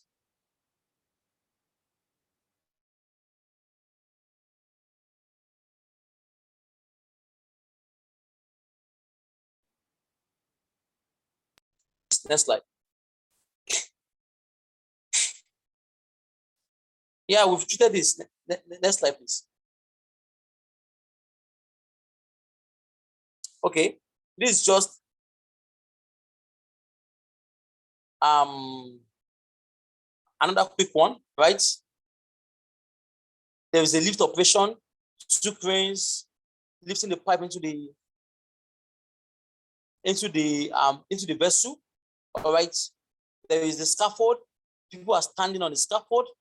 But the question is, do they really need to stand on that scaffold? Is it possible for this crane to fail, this lifting operation to fail? If it fails, what would then happen to people standing on the scaffold? That's the question you ask yourself when doing the lift. Is the crane adequate to lift this pipe? What can go wrong? How seriously? How likely? Who and how many people will be involved? What can we do to reduce this from happening? Mitigation. Next slide, please. Next slide. So that lift actually failed. It failed. One of the cranes one of the slings actually snagged. It failed, and the pipe destroyed. The pipe destroyed the scaffold. Next slide. And we have a gentleman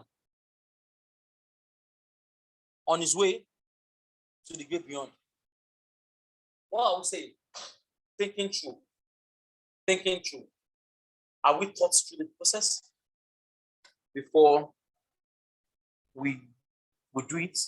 Have you asked people to go go and do things without even you looking at what can go wrong, how likely it's going to be, and how seriously it's going to be.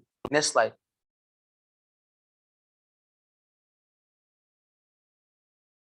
So there are some slides we've actually treated. Next slide, please. Okay, so let me touch base with this. So this hazard we're talking about at work, I mean in the workplace, there's what called the phases of hazard analysis. The before, the during, and the after. Before the job execution, during the job execution, and after the job itself has been signed off. The planning phase, over the LPP, the loss prevention plan. You want to paint, so let's use painting as an instance now. Facility manager, you want to give your building a facelift either of December or maybe towards December. We need to maybe have decoration done, have the building painted, have some corrective, remedial works done on the building. My question to you is that now that we are thinking about that project, can we also think about what can go wrong? So you want to paint. What are you going, apart from the kind of paint you're going to use, standard, how do you want to assess the height where you will paint? Are you thinking of ladder? Is ladder a working platform? The answer is no. A ladder is just an access tool, not where you need to stand and start doing all the work. You want to paint the building. Planning phase. What do you want to do? What's the height of that place? What activity goes on? What activity goes on around that space? You can't be painting when vehicles are actually driving beside your scaffold, because there could be collision. The vehicle mistakenly hits the scaffold, and people on the scaffold will have to fall down and maybe die. All right? They're not your enemies. So we need to first understand clearly what we need to do, what we need to do, what time of the day are we even thinking of? What will be a lot of questions than answers at the planning phase. And as you're asking yourself those questions, please be noting probable answers. They may not be the final answers, but you need to take note of what solution you're planning to deploy. Then, together with the executionists or together with the contractors, you need to then determine firmly the loss prevention plan. What do we plan to do in order to prevent a loss in this on this job or in this project? 2, permitting phase. At the time when these guys now want to do the job, you need to give them a permit to work, whether formal or informal. But these people need to submit the medical fitness reports of their workers. They need to even come with supervisors, people that want to supervise the job. They need to even come with a safety officer, someone that understands the hazards involved in the job before you can then give them permission to start work. And every day while implementing, they must hold the 2-box talks where they need to reinforce their think incident-free behavior and know that all accidents are preventable and 0 accidents is achievable. Next slide, please.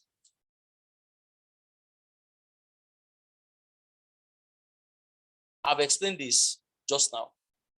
Go ahead. Okay, so just zooming into the permitting phase where you want to tell them to go and do the work.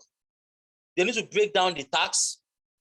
For the first to identify the tasks, painting of admin office. That's the task. Then they need to break down the tasks, identify potential hazard, including working at heights. All right. Then using that 10 hazard identification map, where I spoke about the motion, mechanical, electrical, pressure, chemical, biological, and so on. We use that map to identify what energy source will be released, or where the hazard will be getting his energy from. Is it moving? That means motion. Is it gravity? That means it's work at height. Is it chemical? Yes, with paints. Is it temperature? That means affecting the hotness or coldness of the space and things like that. Then you determine the severity using the 5x5 matrix I showed you some minutes ago. Then you multiply the number you've assigned for the probability and the number that you assign for severity in order to get your initial risk rating is a number, right? Then you look at what controls you have that are existing. What are those good things you have in place to prevent these accidents? Then what are those additional things that you think will be put in place, e.g. medical fitness? Some people are actually asthmatic, but because of the condition of the economy, of Nigerian economy, they go into a painting. I don't know. How can an asthmatic patient be a painter? I don't know. How can someone that actually has a phobia for heights then be working at heights? We need to have medical competence certificates that these are trained, experience testified to, and of course, the qualification of the person plus the medical fitness. Then from there, you can get the final risk rating and decide whether the job should go on or not. Note that where there is a qualified and appropriate standard operating procedure, SOP, you don't need a GSA. Rather, you need to factor in the mitigation measures, the controls into the GSA. Okay, all right, next slide.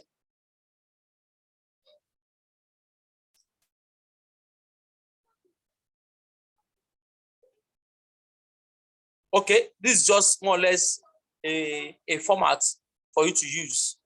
Next slide. For you to use to get the GSA. This is the GSA format.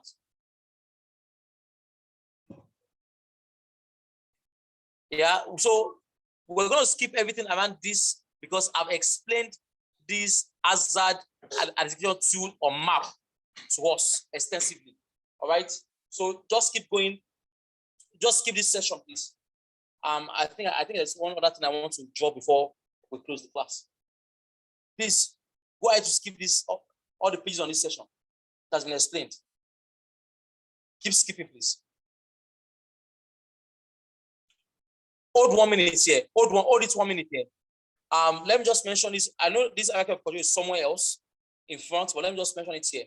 That whatever the risks has been identified, that's what we call the hierarchy of safety control. Meaning that in what order, in what priority do we want to address this hazard? Firstly, we call it elimination. So the first one is elimination. Is it possible for us to do away with this hazard 100%? Can we eliminate the hazard? 2, substitution, or what we call reduction. Can we substitute this hazard?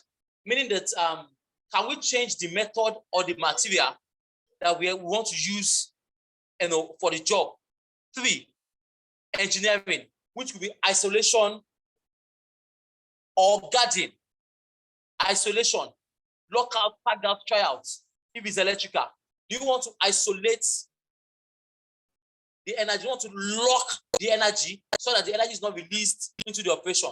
E.g., you disconnect the power source into a panel, electrical panel, then that is pure isolation. It could be guarding, which could then be the use of maybe machine guards, a cover, a firm, mostly, in most cases, metallic, drilled or bolted down cover that prevents the rotating part from out of position.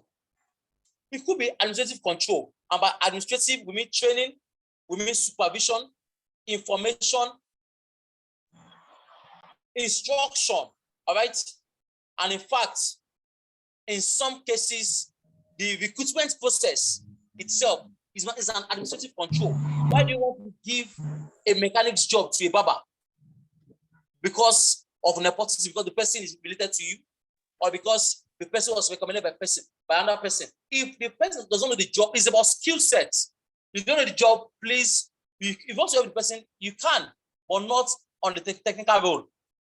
You can't ask them to just be switching on and switching off an electrical panel. There'll be a day that the person might need to intervene, and that could be the end of such a personnel. So please, administrative control even starts with the recruitment itself.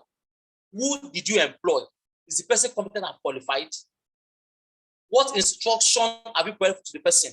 Do you have an standard operating process or procedure in place? What training plan do you have in place? Is that job being supervised correctly? What is the even working condition around the job? Those are administrative controls that can help you prevent an accident. Then we will have the use of the personal protective equipment, or for the PPE. You need to know this and know this. All right. Some are even CPEs, collective protective equipment. I know some of us have heard this before. So fire extinguisher, fire blankets, safety catch nets, they are CPEs, meaning that whatever I use the word collective, meaning that they don't just work for one person. It's for all of us. All right. But there is PPE, which is personal, safety boots, hand gloves, eye goggle, hard hats, body harness, coveralls. What again? Ear muff, ear plugs, nose covers. What again? Those things are actually personal protective equipment that should be provided for people and to prevent, accidents from happening. You can go on, Baraka, and move the slide, please.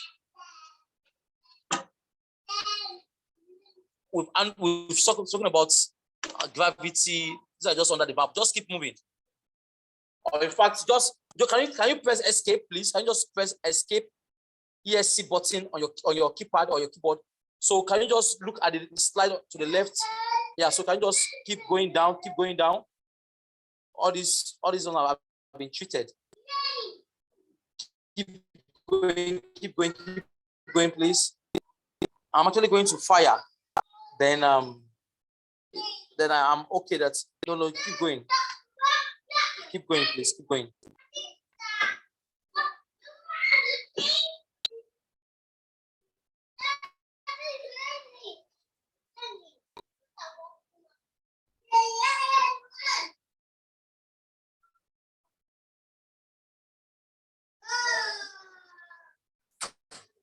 Click on that, please. Click on that. No. Just go to 90, 97, 96. Let me see. Artwork. Keep going, please. Just keep going.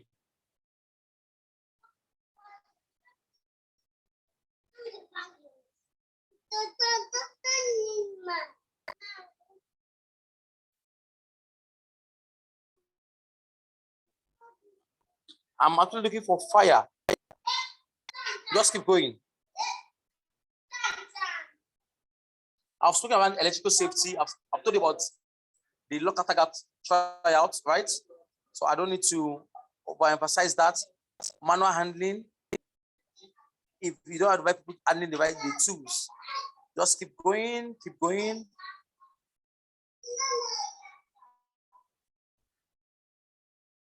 These are PPEs. Keep going. Your angle, yeah. So 156, please, or 156, yeah.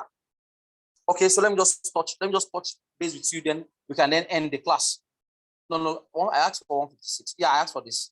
Okay, so for fire to happen, then things or the elements of fire need to come together. All right. So the oxygen, the heat, and the fuel, or called the oxygen, the ignition source, and the fuel. The fuel can actually be in gaseous state, liquid state, or solid state. So it could be paper, solid state, it could be petrol or diesel, liquid state, and it could be the cooking gas or the butane or propane, which is the gaseous state. For whatever it is, we have extinguishers in place that can take care of the fire. But the key thing is, please, we must not allow these three things to come together. That's why we call it the fire triangle. If there is fuel in a space or in a place, please don't allow ignition source. Don't allow welding work. Don't allow hot work. Don't allow cigarette smoking. Don't allow those things to happen in that area. All right. I want to come to your facility and see no smoking sign around your fuel tank area, your utilities area. Even within your offices, you need to have a non-smoking office. If there's only smoke in the office and drop the cigarette butt, maybe in the ash, I don't know. It could still result in fire if it comes in contact with paper. So please let your facility be a non-smoking facility with designated smoking spots. So identify 2 or 3 or 4 in around your facility that people can actually go to and smoke. Provide stainless ash tray, or container where they can drop the road mass or the downhill or what have you. All right, but ensure that people don't smoke within your compound, right? Or within your undesignated spots in your facility. All right. So you have 5 types of fire extinguishers, but we recommend the dry powder and the CO2 all the time because the dry powder, we call it even the ABC, class ABC, fire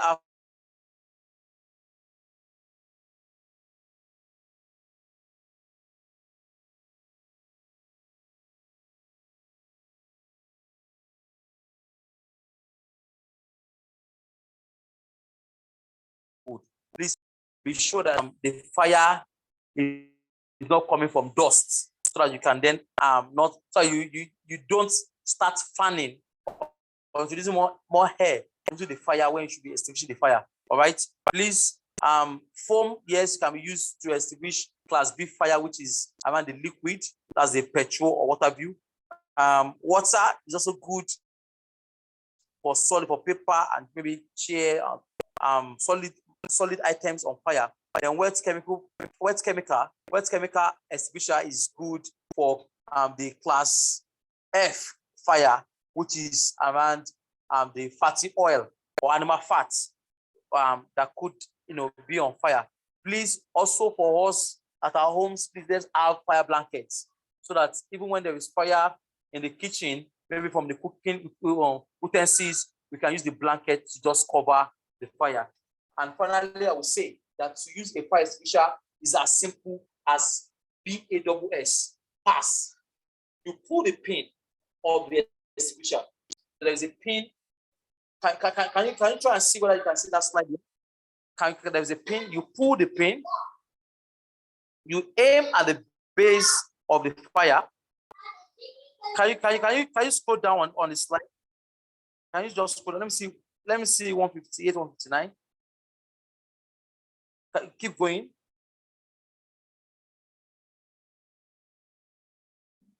No, hold on. The previous slide, please. The previous slide, 159.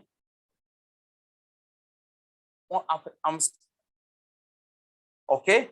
So that's a guy checking the extinguisher based on the standard. So please, this also is explained in this document. The NFPA standard, that's the National Fire Protection Association standard that we should use for extinguisher, smoke detector, and sprinkler system. If anybody is working with you and speaking around, is able to maintain or manage your fire system, whether the smoke detector, extinguisher, or the sprinkler, ask them for the NFPA standard code that they are working with, and this is the answer. NFPA 10 for fire extinguisher, NFPA 72 for smoke detector, and NFPA 13 for sprinkler. Please go to 163. Slide 163, please. Yes. So this is the anatomy of the fire extinguisher. So there is the discharge lever, there is the hose, and of course, this is actually a typical DCP chemical powder. So what I want to tell you here is that there is a pin between the lever So you pull the pin, you aim at the base of the fire while holding the the hose. Then you squeeze this lever, that handle, and you sweep from side to side. So pull the pin, aim at the base of the fire, squeeze the lever, sweep from side to side. With that, you would have effectively extinguished the fire. I remember to clean up the space where you've done this and ensure that everything goes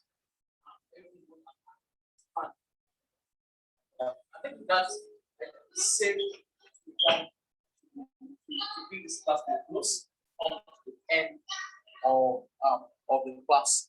And I charge you again that as you go, remember that you need to identify the problem. What is the hazard? Why are people behaving the way they are behaving? What is why that's talking about the behavior or the unsafe acts? For the unsafe condition, have you identified all the things you are putting in place to check? And when you conduct your investigation using the 5 whys, you can also include what we call the fishbone analysis, Chikawa. So when you look at the man, that's the person, whether the person that designed the equipment, how the equipment was designed, or you're looking at even the operator himself or the driver. So you're looking at the man, you're looking at the machine, you're looking at the method, you're looking at the material, you're looking at the management system behind this operation. You are looking at the motivation, and of course, you're looking at the environment where the work is taking place. A lot of thoughts need to come into play for you to know why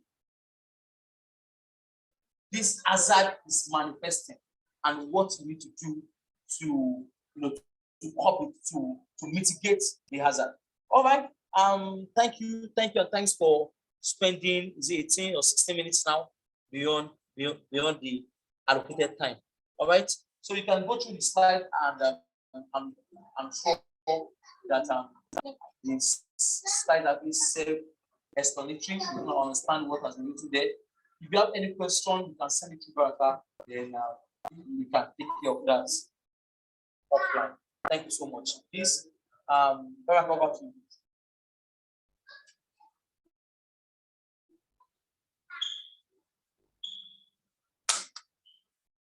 Baraka or Jackson, over to you. Okay. I think we should take maybe 1 or 2 questions before you go, sir. If you have any question. So if anybody has any question, now is the time. Okay. Bamidele is.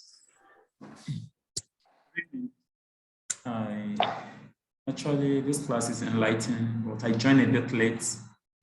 My question goes under the fire extinguisher. I want to know, in case there's a fire outbreak, an electric fire outbreak, what kind of fire extinguisher are we supposed to use? And if it is maybe the other one that is maybe due to it's not an electrical, it's caused by either waste and, waste oxidation fire, what kind of, I was being told that there are different types of fire extinguisher that we can use on different occasions. I don't know actually whether we can use the electrical fire, is it, so do you want to apply is it coming from the electrical panel? Yes, from an electrical panel. Is it the carbon or is it the dry powder? No. The carbon dioxide. If you use the dry powder, then you have a lot of job to do around the cleaning. And then there could be some interference of the powder, electronics, within the panel. So when there is electrical fire from the panel, number one is for you to knock off power. So it's not just about fighting that fire, but isolation, engineering control, knock off power. That's turn off the panel, then use the CO2. Okay. Then quickly, what about? So there's always an emergency shutdown valve, shutdown button. Even if you can just press the emergency shutdown button, then before you start operating the extinguisher CO2. Yeah. Okay. Thank you very much. But the other question I want to ask is that for how long do we take to refill? Does it have an expiry date, the fire extinguisher, and how often do we change it? Okay, then again, they don't expire, but for a DCP, for instance, it can actually cake, that's solidify. All right. For a CO2, it can actually become empty, even without being used. Unknowingly, maybe there is a leakage around the the lever or what have you. So we recommend that every 6 months you get in a professional to inspect, or what we call service, to service your extinguishers. So for the DCP, it's going to ensure that it has the right amount of gas, that nitrogen gas, that will push out the sodium bicarbonate, the powder within. So every 6 months, you need to service, get it serviced. The gauge may need to be checked, the spindle may need to be checked, and things like that. So just ensure that it's serviced every 6 months, both the CO2 and of course the DCP, all your specials, get them serviced every 6 months, please. Thank you very much, sir. Thank you. Another question before we take our leave? Good evening, sir. Good evening, sir. What is the difference between hazard and risk? Hazard is anything that can cause harm. Risk is the likelihood of that thing causing harm. Let me say it another way. Hazard is any unsafe behavior or condition, anything that can lead to, that is a source of danger, that can lead to harm. But risk is now the likelihood or probability of that hazard becoming a consequence. That's the risk is the likelihood of having a negative outcome because of the presence of the hazard. Okay. Yes, sir. Thank you, sir.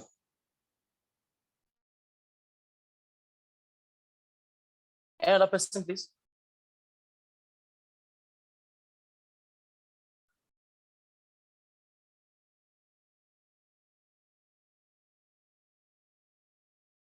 Okay, I think it's actually safe to then end the class if there are no more questions.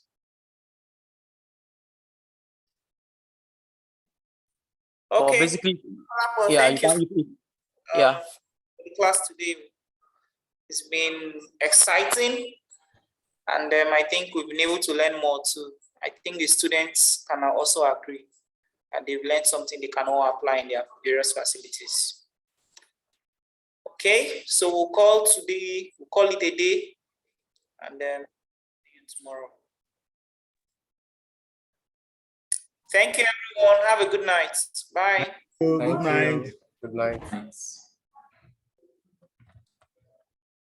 Are you done with the English?